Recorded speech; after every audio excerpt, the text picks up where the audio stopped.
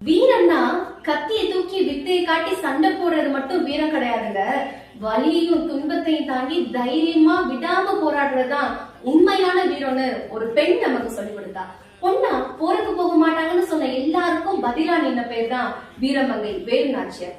இந்திய வரலாற்றுல ஆங்கிலேயர்களுக்கு எஸ்ஆர்னு சொன்ன காலமும் இருக்கு, நோன்னு சொல்லி நேரா போர் செஞ்ச காலமும் இருக்கு. அந்த நோ சொல்லி இந்தியா ஆங்கிலேயர்களுக்கு ஈஸ்ட் டார்கெட்னு நினைச்சப்போ இது ஏன் மனுதான் முன்னாடி வந்து நின்ற போர் தொடுத்த முதல் அரசி வீரமங்கை வேலு நாச்சியார் தான்.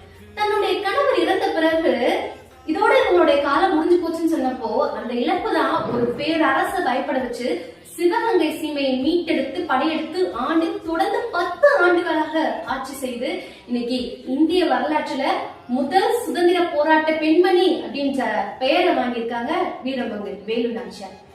சில பேரு தாம் வாழ்ந்த காலத்துல புகழ தேட மாட்டாங்க, காலம்தான் அவங்கள தேடி வரும். அப்படிப்பட்டவங்க தான் வீரமங்கை வேலு நாச்சியார் அவர்களும். இன்னைக்கும் பெண்ணுக்கு என்னங்க சக்தி இருக்குன்னு கேட்டா ஒரே பதில் வீரமங்கை வேலு நாச்சியார் மட்டும்தான்.